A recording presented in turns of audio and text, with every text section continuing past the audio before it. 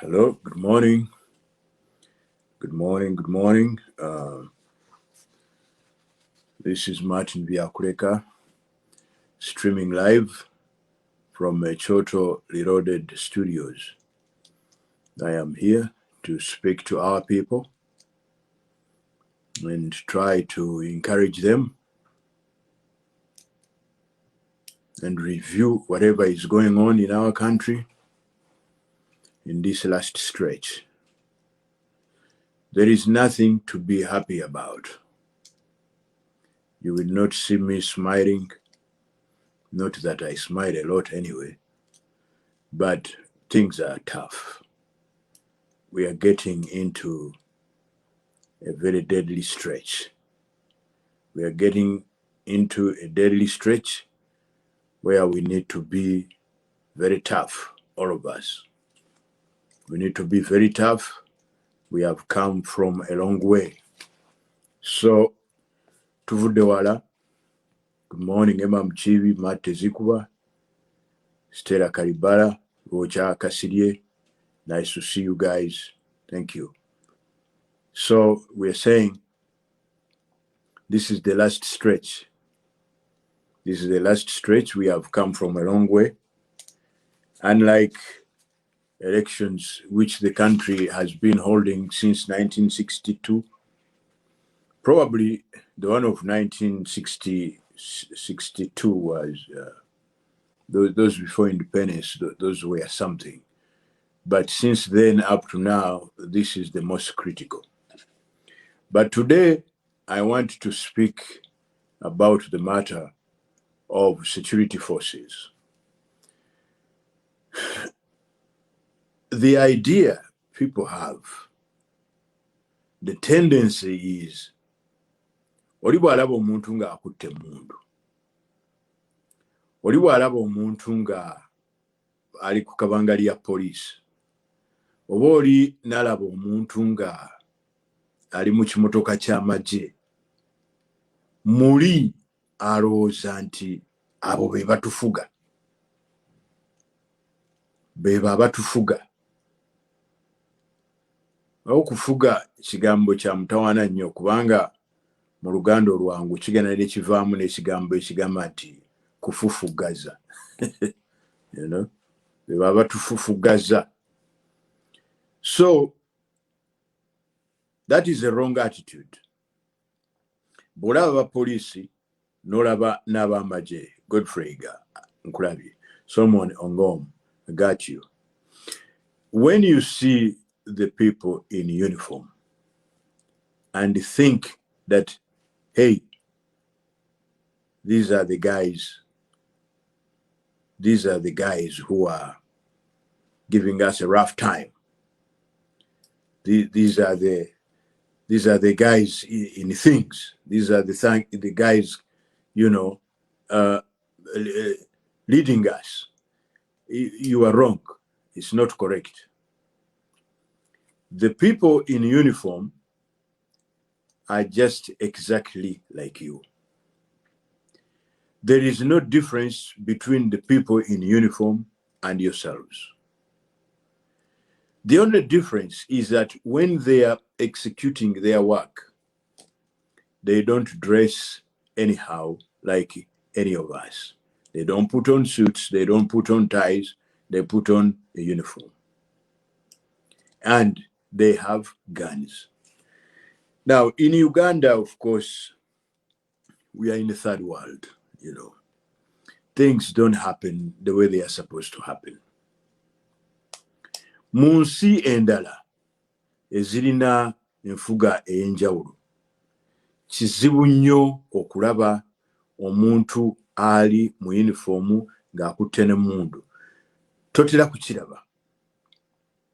Why? Because soldiers, army men, their job is to guard the country against external aggression. Ebintu e Uganda bigenda bubi naddala mu myaka 35 egivuddeko emabega. Naye ekimu ku bintu ebyo ebigenda obubi kwe kulaba nti ab'amagye ba Uganda tebakuuma Uganda oba tebalwanirira Uganda kugiwonya bulabe buva bweru, naye abafuzi baffe bo baasalawo nti ab'amagye ba Uganda bakuume ab'obuyinza abafuzi nga babawonya abantu bebafuga. Now this kugamba kintu kikyamu. Abafuzi baffe batandika okututya. Abafuzi batandika okututya. Bo ne basalawo nti ab'amagye abalina okuuma ensi nga bagiwonya obulabe obuva ebweru bakuume bafuzi nga babawonya abantu bebafuga. Ekyo kikyamu, mu constitution tekirimu. The security forces of Uganda are not supposed to provide security to the leaders against the people they lead. No, so it's inokuba. Our security forces are supposed to guard and protect Uganda from external aggression. Ate no boda ku police. Police erina kukuuma dembe n'okulaba nti ebintu byonna biri bulungi. In fact, mu nsi ezaakula poliisi ekuuma bantu era n'okubaweereza. Naye mu Uganda si bwe kiri nti protect and serve. No, fe tulina akalala bakayita keeping law and order. Okuuma okulaba nti amateeka gakwasibwa bulungi n'obutebenkevu, okulaba nti society ebeera nti ntebenkevu. Naye ate era abafuzi baffe era bakyusizza ebintu. Bo ne baba nti ate bakozesa poliisi ekole ebyo ebyabwe naye so si eby'abantu. Kwegamba ensi yaffe etabuse tekyali a normal country, how a normal country is supposed to be. This country has been stood on its head. Kati eriawo volongoto. And I'll tell you, for some of you who are older, you know, nti ensi yaffe mu myaka gy'ekinaana yali etabukidde ddala ng'eri bubi nnyo nga bw'eri almost kati. The only difference between that time and now is tulinako ku buguudo, economy etambulatambula. Abantu babadde bakola. That's the difference. Naye kiki ekyaliwo mu myaka gy'ekinaana weebuuze ekyaleeta Mwami Museveni ne banne okulaba nti bagenda mu nsiko? Gavumenti oba abafuzi beekyusa ne batandika okuyita abantu ba Uganda abalabe. You see, this here is the problem. Njagala munfune bulungi in this introduction kubanga subject ya leero nzibu naye njagala tugifune bulungi. Gavumenti ffe tugironda ne tugiteeka mu buyinza. Kati ate gavumenti bwe tugiteeka mu buyinza erina kukola byaffe bitwagala. Naye gavumenti bwetuuka mu buyinza abantu mwe bagitadde ne yeekyusa nedda ku bantu abagitadde mu buyinza netandika okubalwanyisa, olwo gavumenti eyo eba efuuse eya nakyemalira. Eba efuuse a government not for the people, by the people, but a government against the people. Now, usually, what that kind of government does Kubanga government kuga chechi lwaki erina amaanyi ago netufugaza nga ffe twagironda netugiteeka mu buyinza egenda neddira department zaayo ezimu okugeza nga poliisi n'amagye bw'emala okwekyusa neddira poliisi n'amagye n'ebitutunuza ffe ebyandibadde bitukuuma kubanga amagye galina okutukuuma gatuwonye foreign aggression. Poliisi erina okulaba nti wabeerawo obutebenkevu naye singa gavumenti eddira amagye ne poliisi n'ebitunuza mu bantu ebirina okukolera abantu naye ate n'ebitunuza mu bantu eyo gavumenti eba etwefuukidde ffe abaagiteeka mu buyinza. Remi Akero, I see you. Eba etwefuukidde. Julie Nabulime, Godfrey Iga, of course. So kikyamu okuddira poliisi n'amagye n'obikyusa n'obitunuza emmundu zaabyo n'ozitunuza abantu. Awo gavumenti eba yeefuukidde abantu. So this is where I want you to get the context. The army and the police are never supposed to be against the people. It is the government which turns them against the people. Now, when the government turns the army and the police against the people, it is illegal. Abasajja bano ababeera mu uniform bwe baba bakola ebikolobero against you, it is not them who like to do that to you. They are doing that because their bosses are telling them that. Naye obutafaanana na departments ndala, poliisi n'amagye waliwo wo we bisobola okutuuka ne biga nti alo nedda ssebo abantu botusindikamu okuba abantu botusindikamu okutta nga balerativu baffe kubanga poliisi n'amagye biva mu ffe tebiva ku mwezi tebiva ku Jupiter biva mu ffe. So poliisi n'amagye singa abafuzi babisindika mu ffe batukube batutte poliisi n'amagye bisobola okwekyanga. It is their right okwekyanga ne bigamba alo eri botusindikamu okutta nga bantu baffe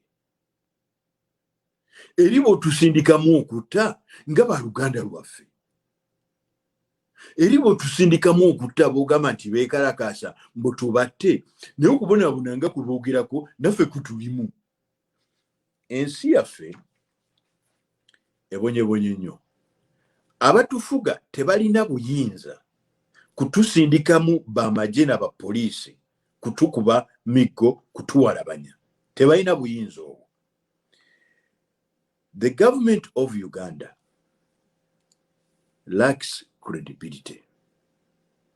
That government has no credibility, has no local stand. It has no reason whatsoever to make the security forces of Uganda turn against the people. The security forces of Uganda are part of us. The security forces of Uganda don't come from Mars, don't come from Jupiter, don't come from the moon. They come from our societies. The security forces of Uganda are our brothers and our sisters. When they are sent to kill us, they are being told, go and kill your brothers and sisters. When we protest because of misrule, because of poverty, because of sickness, because of all those other maladies, we are right. If the security forces are sent to kill us because we have protested, it is wrong. The security forces, in other words, will also be killing themselves because the suffering we are going through, the sickness we are going through, the poverty is also part of them. Nabo babonaabona nga bwe tubonaabona. Naye, the security forces of Uganda, unlike other departments, have a right to say, no, we are done with this. You are not going to order us to kill our brothers and sisters. You are not going to order us to shoot those people who are protesting misrule, because this misrule is also pertaining to us. This country has gone. It has gone.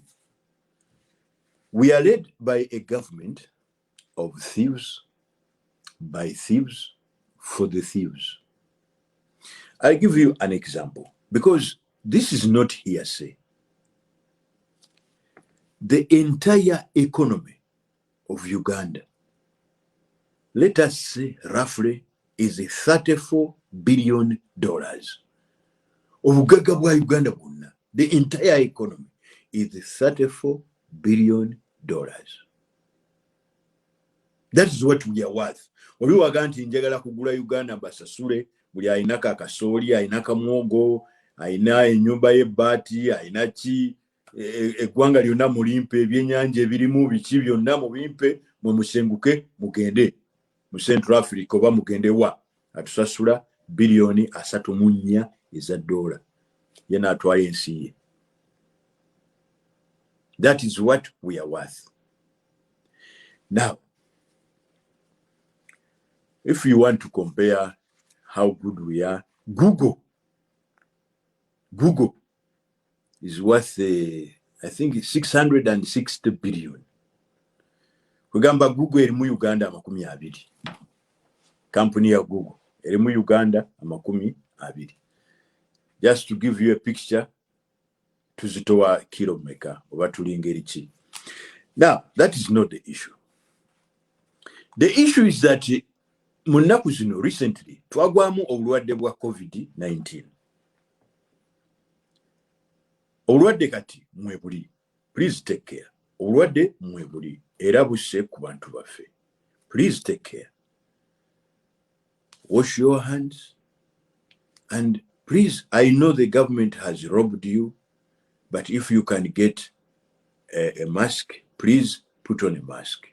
Put on a mask. Ekintu ekizibu ennyo kye tulina in our country, in our societies, is social distancing. This is difficult for us, social distancing, very difficult. In developing countries, social distancing physically is tough for us. Look at our means of transport. Tulinya kamunye. How do you social distance? Okay, instead of 14, simanye eja kutwala bameka. Naye, do they do it? I don't know. We shall talk about that later. Naye, munabe mungalo, ate mutekeko mask. Now,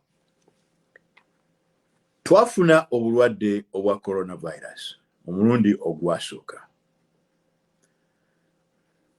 Omulundi ogwasooka ogwo tegwali mubi nga guno ogwokubiri.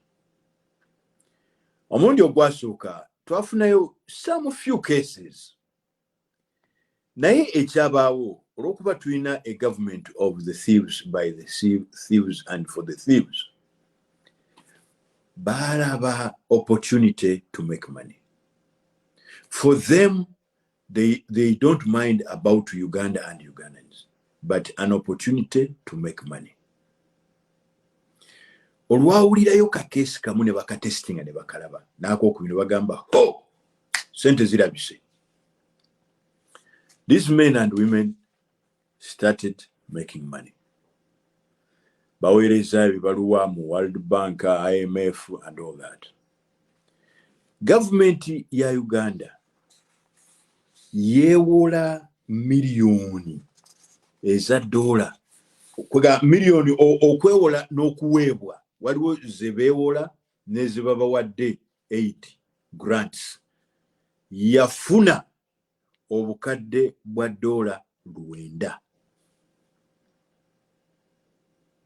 Gavumenti ya Uganda eya bwana Museveni yafuna obukadde bwa $900. Naye nabagambye nti gavumenti kwegamba economy yaffe yonna ewera biliyoni 34. Naye twewola n'okufuna byonna ng'obigasse okulwanyisa COVID obukadde 900 olwa $. Kwegamba mu kubala amangu twafuna a quarter of what we are worth. A quarter of what we are worth. The whole country, the whole economy is worth about 34 billion. Naye twafuna quarter yayo to fight COVID-19. That's $900 million. That is a lot of money. A lot of money. But I want to show you that the government in power today, led by Mr. Museveni, is not a government interested in Uganda. Eno government gye tulina, gye tubadde nayo emyaka kati 35. Bano basajja bafere bajja kukola sente, bajja kwegaggawaza, naye nga beeyisanga balida, beeyisanga betulonze, and all that kind of nonsense. Naye bano bafere businessmen bajja kukola sente. And the mufere in chief is Mr. Museveni. Oba bavawa Katonda yamanyi. Naye bajja kugamba ne bakwata ensi ne bagifuula business. That's why we call them invaders. Because if these people really had love for this country, even a small one like this country would be very far. Banaemwe temumanyi kye bayita kufuga nsi. Ensi ebeera ne ssente mpitirivu. Naye teebereza engeri gye weewola miliyoni 900, $900 million, and there is virtually no sign. You guys, this government has no credibility at all. This government must go, because if it doesn't, all of you Ugandans are going to bleed to death. Our brothers and sisters in the security service, this is not your government. Do not work overtime to protect this government. This government is evil. This government is working against you. This government is working against you in uniform with your gun. It is exploiting you. This government borrowed $900 million to fight COVID-19. $900 million is a quarter of what Uganda is worth.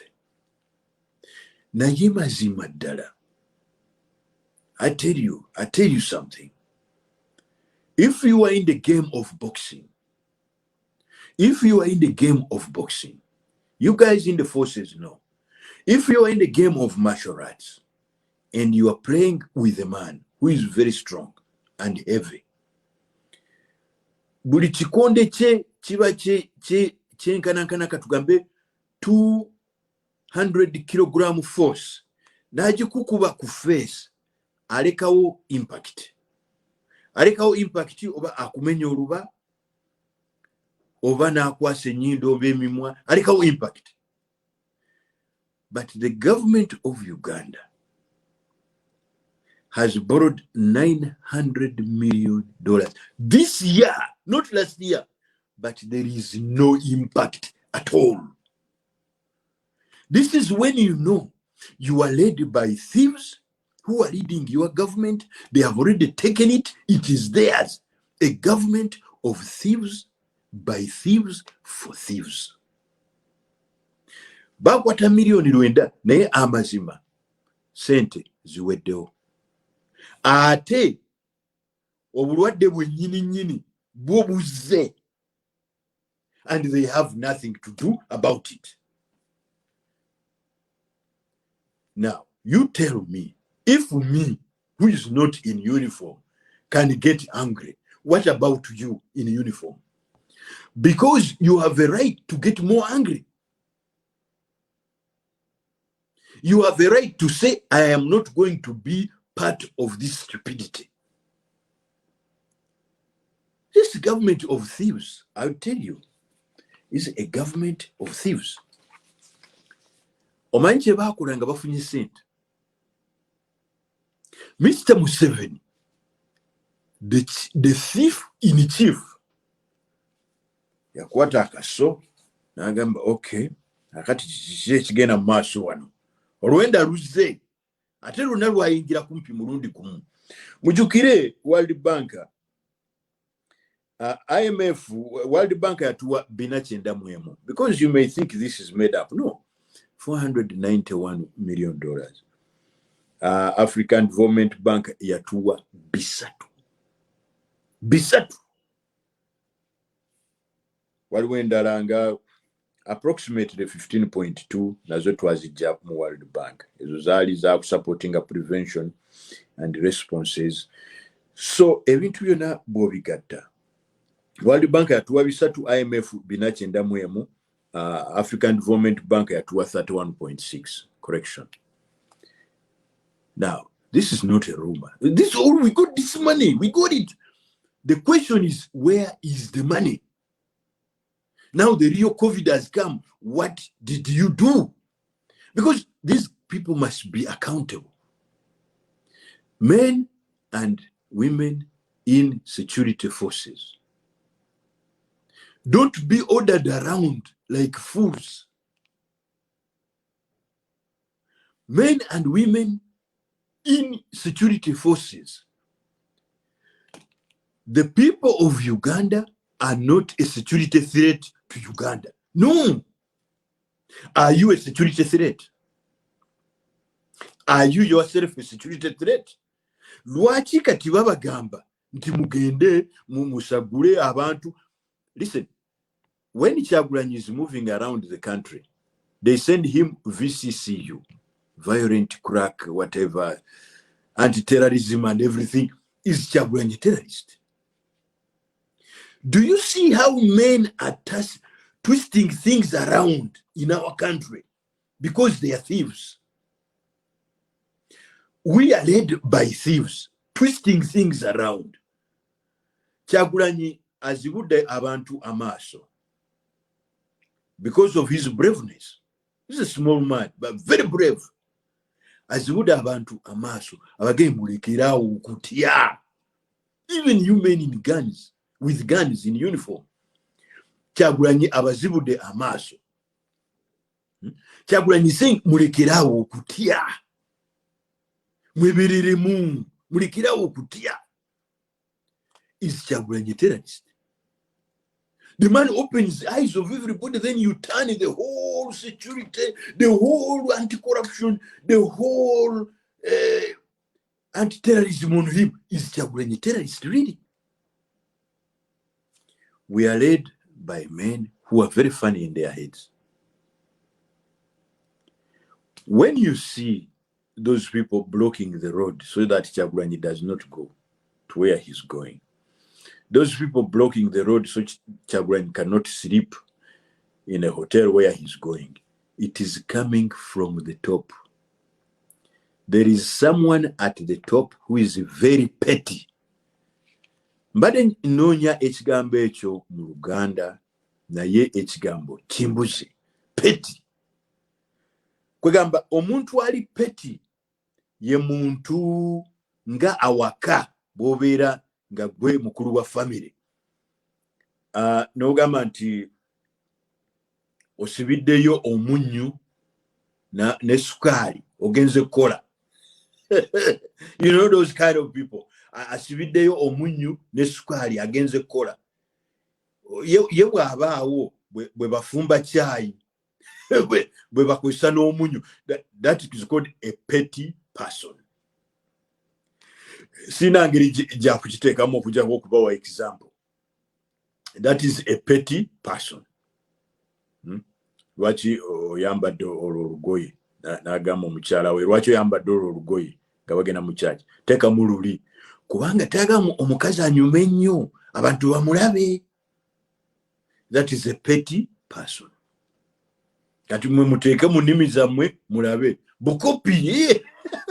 Simon Musoke Muwanga, yes, bukopi buli awo bukopi kugamba omuntu abeera mukopi petty mukopi, yes, n'abatanzi Wanyana mukopi naye amazima ga Katonda omusajja abafuga mukopi. Yo yagamba nti they should not move on my roads. Really?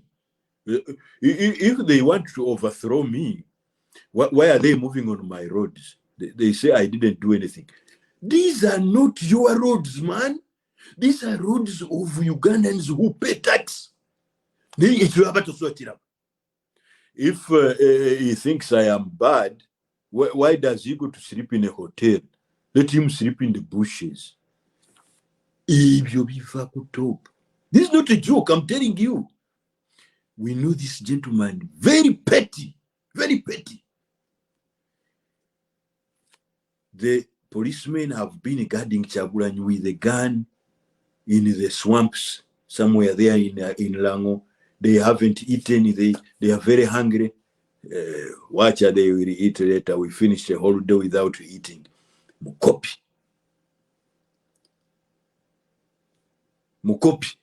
Oh, Mukopi. This is a petty person. Very petty.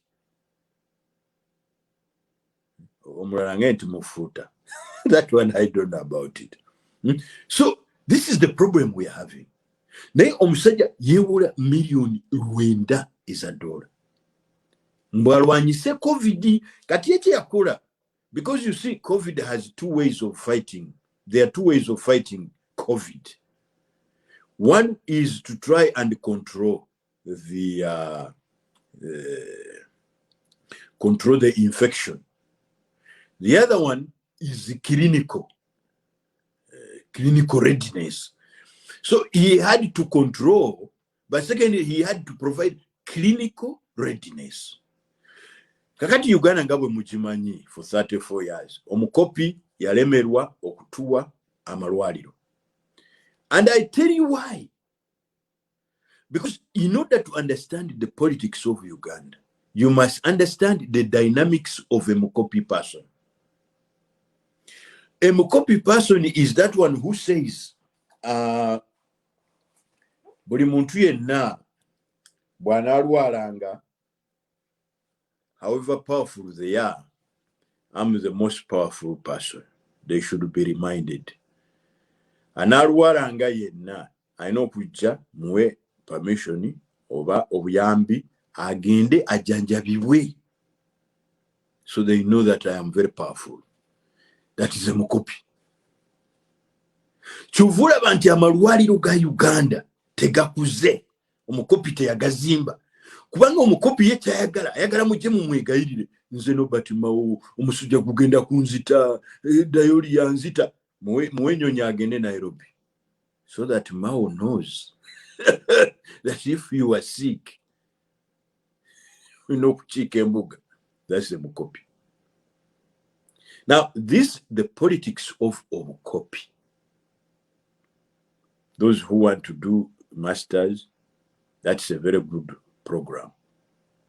The politics of Mukopi is a very good topic. You can research it in assessment of the politics of Mr. Museveni in the past 34 years, 1986 to 2020, the politics of Mukopi. Then you start to explain the concept of Mukopi. And then you will see, you will relate to the Mukopi in chief. And then you see, because the Mukopi in 35 years, you're saying That is my road. How many roads have you done? Emyaka asatu mu etaano omusajja asonga ku buguudo. Obuguudo bulina leeni bbiri, emmotoka zitomeregana enkya n'eggulu zissa abantu baweddewo. Agamba my roads. Emyaka asatu mu etaano olina okuba ng'okoze zi highway leeni nyanya on either side. Muba neemuzanyisa obufuzi. Managers, we are crying. Olina kuwa ekitongole emyaka etaano. Ekitongole emyaka etaano. You want to prove that, hey, I'm a black man, but I can do a good job. Olina kuwa ekitongole emyaka etaano. Nate ekitongole tekirina sente ziringa za ggwanga. N'omusajja n'akwata eggwanga emyaka asatu mu etaano. Abantu bakyali ku nayikondo. Banaye, nze nagenda mu nsi y'e Misiri. Nembeerayo emyaka mingi. Naye ekintu kye nasinga okwagala e Misiri. Nakwata emmotoka n'envuga n'engenda eyo wala mu kyalo. Nga bw'ogamba nti ngenze oba Gomba oba ngenze wa. Eyo wansi eyo mu lukoola eyo. Naye banange, mu katawuni akasembayo nasangayo oluguudo olwa kolas. Nasangayo amasannyalaze, nasangayo posta, nasangayo amazzi, nasangayo essomero. Ebintu ebyo nembiraba n'eddwaliro. Ebintu ebyo nembiraba nengamba bweti gavumenti bwekola. Naye ate mu Baraka teyalwako myaka egyo ono omukopi gy'amaze. So omuntu okufuga ensi nga tajagala nga ye yagikwata kunuuna mu supu. This is what it is. Kubanga ono ye yakwata ensi ye n'akwata ng'akakoko anuune mu supu asuule. This is what is going on. That's why I'm saying men and women in security forces, we are in trouble. You need to join Ugandans to do something about this. We can't continue like this. Naye lwaki omusajja akutte ensi okuginuuna mu supu? Agamba gwe owa security ali mu uniform nti nkwatira ku nkoko eno nginuune mu supu naye njige. Naawe n'okwata. Ng'ate you are part of that nkoko. Kati olwo abantu bwe bali kusanga ne bakuba emiggo ku mutwe baba tebakulanze butuufu. Because you are supposed to be with the people. Gamba nti Muganda yenze sijja kukwata nkoko eyo. Sijja kukwata nkoko. Banange, eddwaliro simanyi oba mwalabye ku bifaananyi. I should have brought that photo for you naye munsonyiwe. Waliwo eddwaliro. Abasajja kansooke mbabwire story. Abasajja e Wuhan mu China. Obulwadde bwe bwajja ne bagamba obulwadde buzze kati tukoze ki. Waliwo control methods zembagambye naye ate wabeerawo ne clinical readiness. Ne bagamba we gotta build a hospital and we gotta build it fast. Ne badesigninga eddwaliro lya bitanda 1,000 ne ICU. ICU muzimanyi gye batwala abantu nga bafa. 113. Eddwaliro eyo bayita Hunshenshan Hospital. The Hunshenshan Hospital. The Hunshenshan Hospital was built bagitandika mu January nga 23. Ebitanda 1,000. Eddwaliro balimala nga February 3. Batandika January. Temumpulidde bubi. Mark this. Eddwaliro lya bitanda 1,000. Balitandika ng'ennaku z'omwezi January 23, 2020. Ne balimaliriza mu February ng'ennaku z'omwezi 2, 2020. Z'ennaku 10. Eyo yensi efugibwa bannansi. Kale, eyo tuveeyo China wala balina sente tudde Kenya. Kenya bazimbye Kenyatta University Hospital erimu ebitanda 65 ebitanda 65 Kenya gyemuddukira abagagga mugende babajjanjabe bazimbye a new Kenyatta University Hospital mugimanyi abagagga bagenda mugimanyi bazimbye ya ebitanda 65 eddwaliro eryo lyamazeewo sente ze Kenya 8 Kenya billion shillings bozivunjisamu mu za America litunula ng'omuntu eddwaliro emmere bagaba ya bwereere bikibi byonna nga bwe twabina e Uganda eddanga mu 7 bozivunjisaamu mu za Uganda mu za America ze $7 $72 million. The Kenyan government built the new Kenyatta University Hospital, 650 beds. Museveni of Uganda obtained $900 million. Nata tuzimbira yo wadeka Kenyatta University Hospital kamu. Aufe wetwebuliza. Is this man Ugandan? Does this man love Uganda? Is this man Malawian? Is this man Central African? Where is he from? How can you hate your people to that extent? Where was a cent for COVID? $900 million. I said 900 million, but it's $880 million. Museveni of Uganda got that money. He couldn't build for Uganda one Kenyatta University Hospital of $72 million, which is of 650 beds. He couldn't.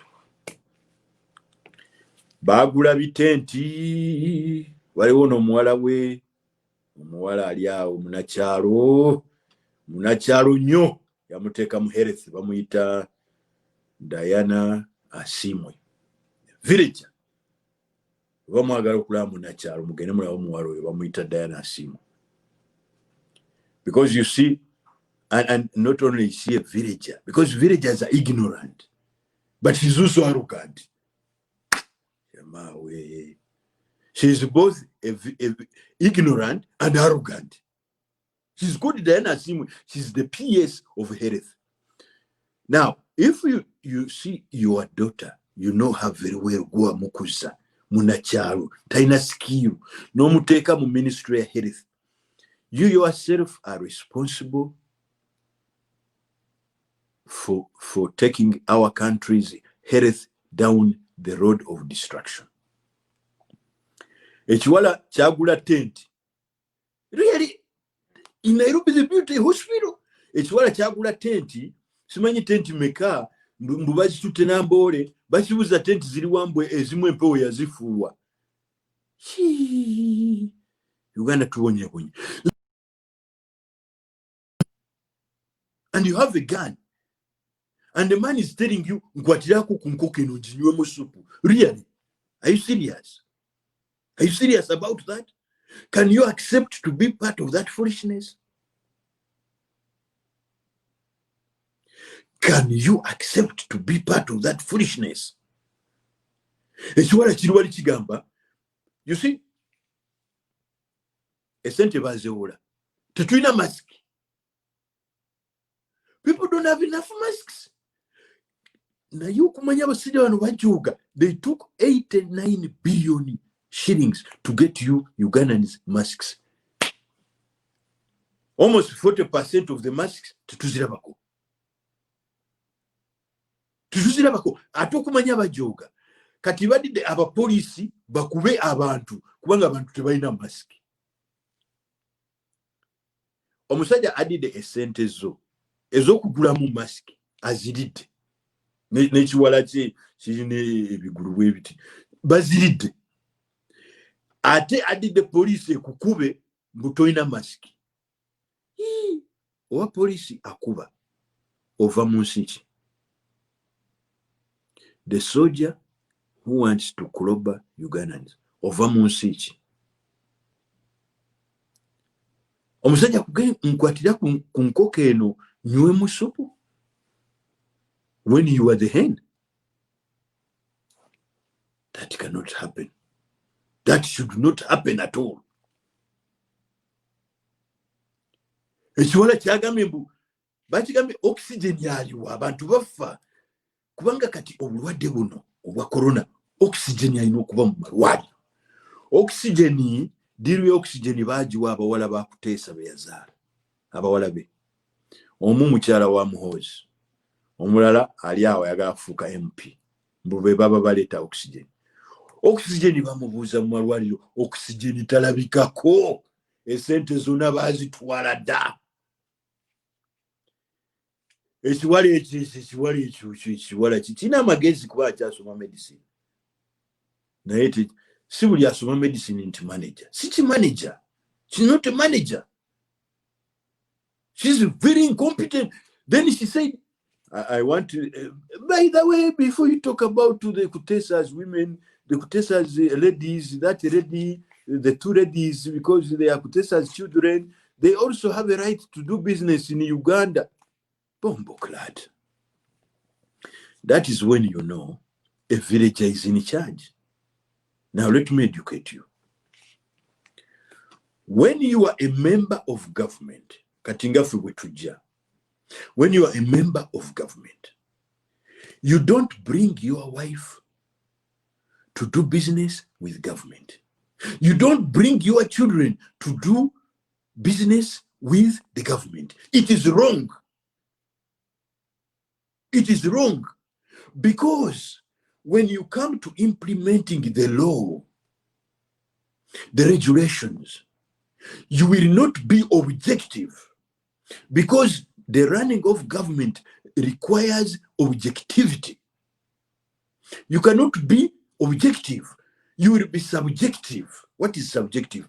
Anti ono mukyala wange ate mukubira kyemboko oba sente zaabuze ne mukyala wange namugamba ntya. Subjectivity. Objectivity. Sente zaabuze. Tell us, where is the money? Where is the money? Now, the government, a good government runs on objectivity, not subjectivity. Mr. Museveni is running a bad government. Alese barelative bonna abataddemu. Ono bagamba otya nti sente zaabuze zirete. Diana Asimwe Atwine is Museveni's daughter. Ye yamukuza. Anamusaba atya sente nti zaabuze. Bwanamugamba nti etenti impewo yazifuye nezigena gamba, okay, you're right. That's why Museveni must go, because he's running the government wrongly. Ekiwala kyagambye mbu the other people are also Ugandans, they have a right to do business. Their father is Honorable Kutesa, who is in government, a minister of foreign affairs. They can't, as daughters, do business with the same government. It is called conflict of interest.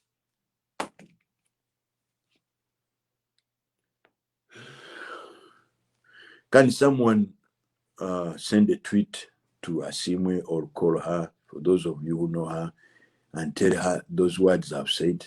Conflict of interest. She has never met them anywhere, in any written form, in any dictionary, nothing. Conflict of interest. Now, those people, bakute Uganda, ngenkoko, bajinywamu supu. Our country is going, is gone, is gone. Bajinywedemu supu. People in uniform, soldiers and the police, do not help these people. Ngabagamba nti munkwatireko enkoko nywe supu. You will be accessories to the crime. Okunywa supu munkoko musango. in this case. Akutte enkoko omujambula anywe supu oba naye muba babiri mu kikolwa ekyo. Muba babiri mu kikolwa ekyo. It's not acceptable. Now, this man is a tribalist. He's a tribalist. Mwe abakutte enkoko abagimukwatirako mulimu ba mirundi ebiri. Mulimu bali mubamanyi. Those who look nice with the cheeks, makude, they are okay, they eat well. Those, they come from home. Those don't suffer. They are not like you. They are not like you. Abo mubaleke munange bakwate ku nkoko. Naye mwe abasinga. All of you people in UPDF, you are suffering like us. And you have a right to say no. Ate omusajja ono kumanya ali selfish. Nabali bali abanyirira beyafuna abamuli okumpi ku lusegere. Naba babonya. I'll give you an example. Musajja abonya, musajja mubi. Is selfish. When it comes to drinking soup from the chicken, Museveni is very, very arrogant, is selfish. He doesn't care about many people. Recently, I have seen some changes in the forces. I saw, of course, the net result was that Sabit was removed. That is the net result. So all these changes, there were three important points. Number one, Sabit was removed. That is the most important one. Sabit was pulled away. But this Sabit is a good man. I'll tell you. Sabit is a good man. Mutemumanyi. Sabit, he comes, I think, from a good family. A very intelligent boy. He has a degree, I think, in chemistry. Not many of you can do that. If someone can do that, he's a very intelligent man. And when he went to study these things of soldiering, he excelled. He excelled. And he's quiet, and he's a gentleman. But what you don't know is in those things of that army, that special army, Yeka. You can't be better than the boss. You can't be better than the boss because the boss took the thing of his father. The pettiness of his father is also very petty. You can't be better than him. Sabit, everything Sabit, everything Sabit is the best, everything. And many people know that. But then there is the son in chief. And he's petty. And he doesn't like people better than him. That we know. It's an open secret. Then you people, I don't know. Because these days, I think Mzee is very scared. Kubanga abantu bazukuse, abantu bechaye, abantu bagamba nedda genda. Mzee akirabye. Naye Mzee tayagala kugenda. Ayagala kweteeka ku bantu ba Uganda by force. Can you imagine that? Abantu batabuse from Ajumani to Chigezi, Kisoro. The people are saying, Genda. They are tired. But the man is scheming to stay by force. So now he's scared of the people. He has turned the whole security against the people, including anti-terrorism. Anti-terrorism to help Ugandans. Now anti-terrorism forces are on Ugandans. Because Ugandans have become terrorists against Museveni. Can you imagine that? So he gets the son, he says, I can't say, because all these Ugandans are bad. Now, Mohoz, you come and protect me, because this, you, Mohoz, come and protect me. This is your natural right. This is your responsibility. I gave you at birth to protect me, Mohoz. Go and look for what that name means. But it has something to do with that. So he has to be there and protect the father now, because that one is trusted. Is the last. To your trust. It's a matter of trust. No, it's a matter of trust. Even if the FC is my army, no, Muhozi, come and protect me. Ibintu bituse kunyoge. So Uganda, mongeremu fire. Especially you men and women in uniform, yongeza fire. We must get rid of this family drinking blood of the chicken, whereupon we are the chicken. No, mungezemu fire. So the son comes to protect. That was a very important change. But you see, Sabit is good and all that. So you gotta cut his legs and bring him down. What do? You take him to the Uganda police, because Uganda police is your house where you do dirty things. They are evil men with evil plans. Uganda police has been turned from a legitimate institution of keeping law and order to an institution where Museveni does his evil things against Ugandans. Moreover, using donors' money to brutalize Ugandans. And there he sends the Sabit to be part of the brutalization effort, so that eventually Sabit is hated by the people of Uganda. So that eventually the Biakurekas of this world start getting Sabit and put him on American lists. You see? Sabit is hated in Uganda. Sabit is on the American list. Very soon, of course, you know what America signs, Europe signs. Sabit is on American list. Sabit has been screwed. Sabit has been dumped. Sabit is in the dustbin. Screwed. All his intelligence, all his brightness, all his smartness. There are those people who, if they cannot protect the Ugandans, they should go home and rear goats. Really? You brought a child. You got the family, you said, give me the child. You took him. You trained him in military things. You made him part of your own. Those who cannot protect Ugandans, whereby the word Ugandans means those who cannot protect me. Now you have made a subset where this Uganda is Museveni. Those who cannot protect Ugandans, take a mudali chigambu Museveni to Chitegere. So the man has failed to protect you, Sebo Sava Sajja. Now you have screwed him completely, you have dropped him. Tell us, he was a threat to Mohozi, right? You have screwed him, you have dropped him on the side. Ate kati taina kyasobola kula musajja wattu kati ali ku katebe naye ako katebe kabi nnyo. They are looking at him, everything. He goes to the toilet, they are looking at him. Basically, that man is under house arrest. So asejusa. House arrest. Obulamu bwe bonones. Anes is very skilled. I don't know how he can have a vehicle. And I told him long time ago, I said, Ndugu, because you guys, you know, I've been with you. I've been with you. You came to Cairo.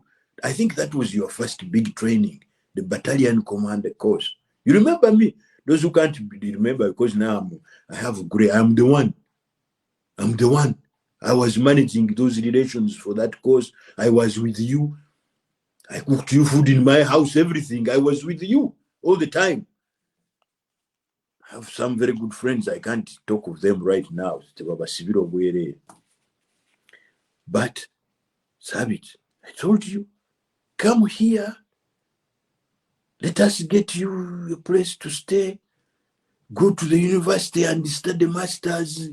I don't know whether you did the masters in your chemistry, PhD. You die of money. The only poor people here are the ones who studied things without math. You know math in America, you die of money.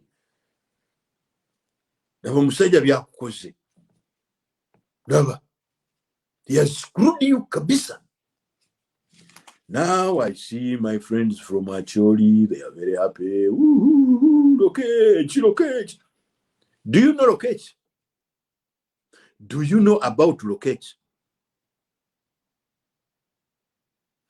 When locate came to train in America, wasn't he one of the best? When locate went to fight the Al-Shabaab in Somalia, wasn't he one of the best? Wasn't he the best commander? After seeing that all the Americans are saying, locate, brought him back to Uganda. Who sent him? Was it, I think you sent him to Moscow to be a military attaché or something. Sent him there because it is cold to send him to Moscow. The man reaches Moscow, he becomes even more popular.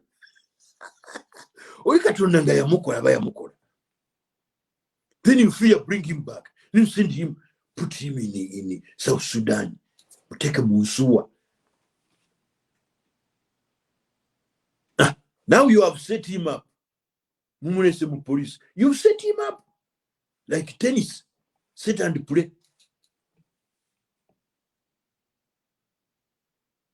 You think Paul Lokech is going to last? You think Paul Lokech, once he starts to lead, we are entering the most dangerous phase. The state against the people, because Museveni has opened a war against Ugandans. He wants Lokech to be part of the commanders against Ugandans. Lokech is finished. Now you start being happy that Lokech was given something to eat. No. Sit and play. Lokech is finished. He's finished. Because Lokech is very powerful in America, in Russia, in the whole world. Lokech. Now you want to finish him. Now he's going to go on the list. Because the Africans will take him on the list. Then Lokech, the whole world will be against him. Ugandans will be against Lokech. But what I want to tell you, Lokech and Sabiti, who is now in trouble, when the time comes, we can negotiate about that list. That I've told you, we can negotiate about the list. But you must work for the people. If you have a way, the rest of you, because the other may not have a way, the rest of you, wake up. Whether you are in SFC now, you know. SFC belongs to a few people. Don't think you are in SFC with zero. It belongs to a few people. Now you know. Whether you are in SFC. Yemwe abali mu UPDF, nyamanza, sit down. Now you know. This is not your government. You are the chicken from which Mr. Museveni is drinking the blood. You are part of that chicken. Join the people, do something. It is very easy for you guys. Very easy. You leave this thing of saying, you know, when we take the government, then the international community will come against us. No, we are here. We shall help. Very easy. They want to send you to shoot Ugandans on the street. Do not accept.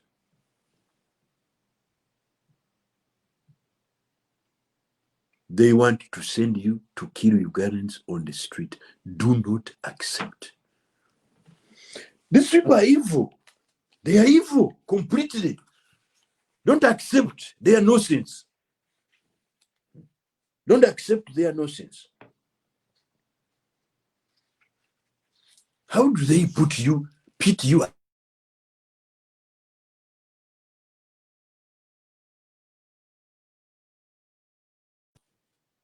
Same way you are suffering. Don't accept. You have to be with the people. Now, you know that most observers who usually come, they will not come this time. They will not come because they gave Mr. Museveni 30 changes to be made in the electoral law, areas of improvement in the electoral law. He didn't do it because he knows once he changes that, he's in trouble. So he didn't do it. Americans, I don't know. I think they are also not coming. Because you see, once the Europeans say they are not coming, that's what it is. Everybody will end up not coming. So there's a trick here. I know there are some people called the Interreligious Council, something like that. You guys be careful. Interreligious Council, I see cars coming to Chibuli. I see Kazinda talking certain things in a certain language. Kazinda, be careful. Cardinal Wanga, Archbishop Luanga, please be careful. Be careful. Luanga, I think you're a coward. That's the word I have for you, because you are my Archbishop. But I think you're a coward. But you take care, my friend. Take care. So, Interreligious Council, there is a possibility that this government will use you to rubber stamp the elections and say they were free and fair. Be careful. All the people of Uganda, and now they are going to be assisted by the men in uniform,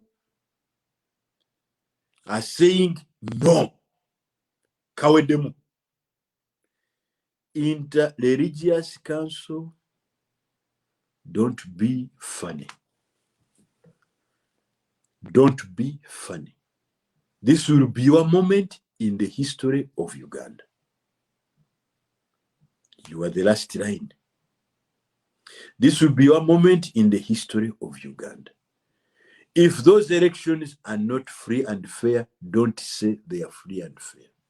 Because when the people become angry, they will not recognize your Magandura. Those robes of yours, the people of Uganda will not recognize them once you play a dangerous game with the man drinking Ugandan's blood. Be very careful, Interreligious Council. Because there are also these African something. You don't leave those ones. But the Religious Council, be very careful.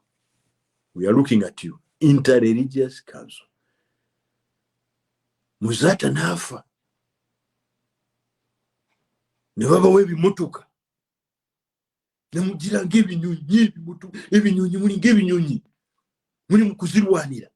Bombo clad. Muzata has not yet rotten. Muli mukulwanira pick up. Muli mukulwanira motuka, baba wadde motuka. Really, you people in Chibuli? This should have been in Odikampa. Chibuli? Nimwe mwabaji. You people mwabaji. This language which I speak sometimes to the local people, this language has a problem.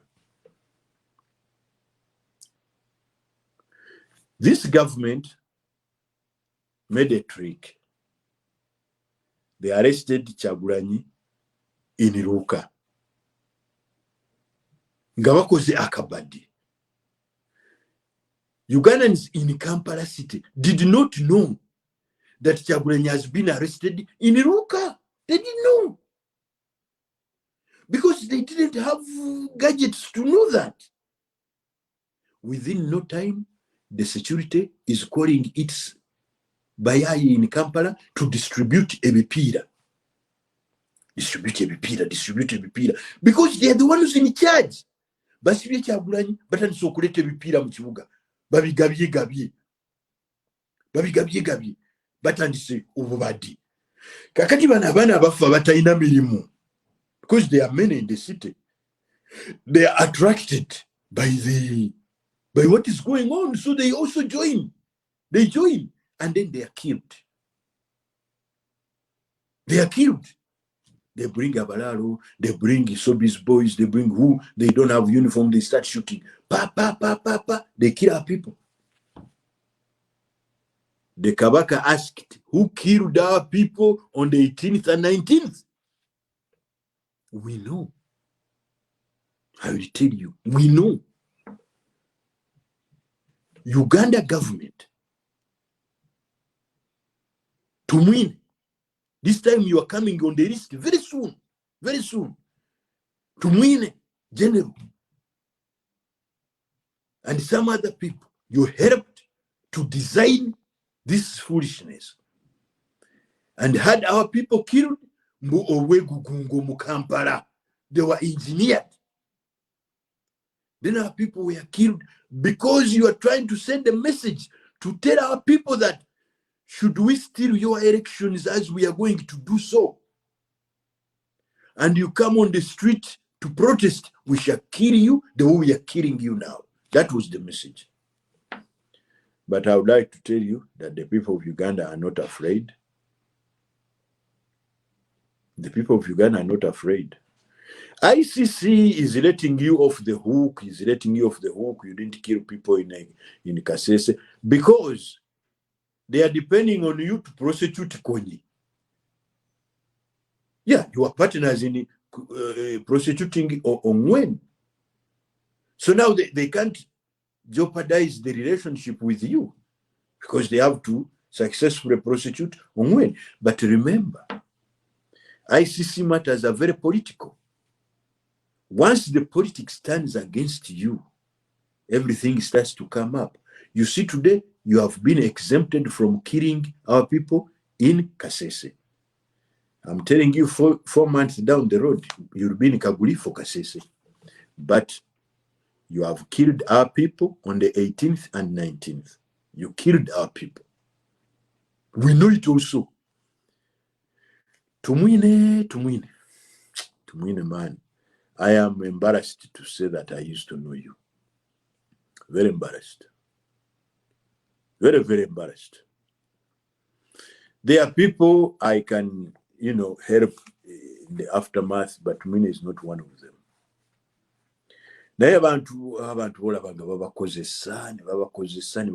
But we are saying, in this program, I am saying, please stop the foolishness. Stop it.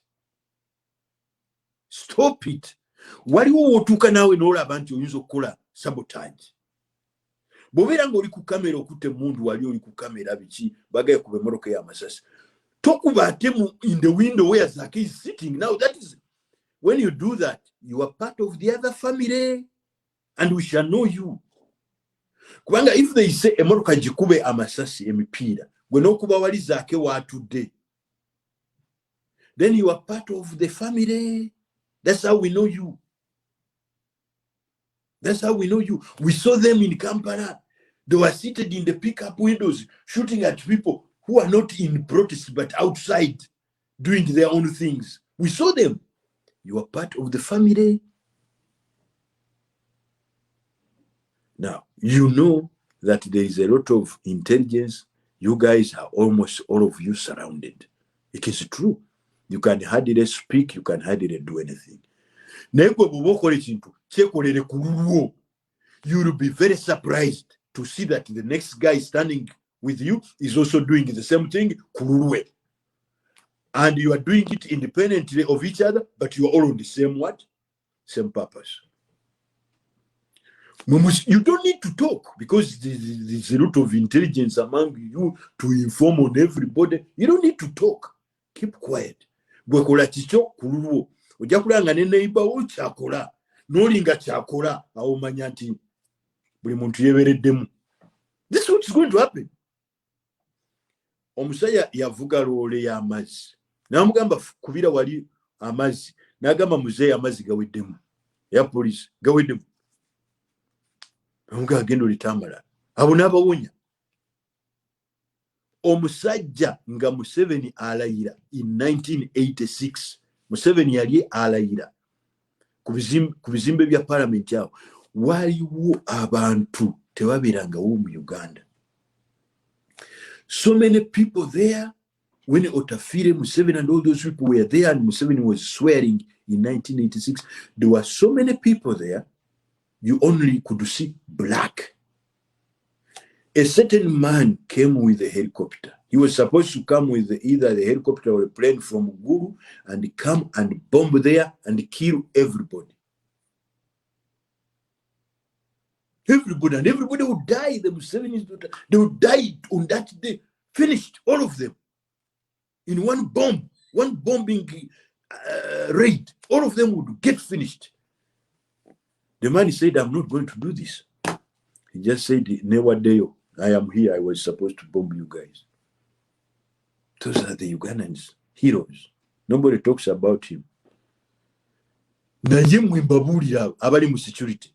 Bwe bana kugamba nti genda okube abaana ku street. Emundu n'ogiraba oti n'otakuba. Ogenda okulanga ne neighbor utakubye. N'olinga takubye. Awo manya nti mwenna you are together. Atata balimu mujja kumulaba naye we mumukubira. Because this is for Ugandans.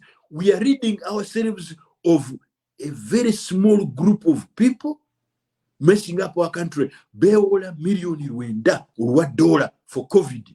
Tewali wadde nusu ate COVID wuna atuusa okutulya fenna. Eddwaliro ery'e Nairobi epya Kenyatta University Hospital. Ebitanda 605 lyatutte $72 million. Lyakabi ate abaffe gye baddukira babajjanjabe naye ffe beewoze miliyoni 9 tebalina kye batukoledde baguze emizinga ne bagula n'ebitankatanka babijjeeyo Turkey. For what reason? Do these people love us or they love themselves and they want to use our money to get back in power? Men and women in uniform, you can't be part of this stupidity. Join the people. Tugende twambale engule fenna. Thank you. I'll come back next Sunday. Thank you, Ugandans.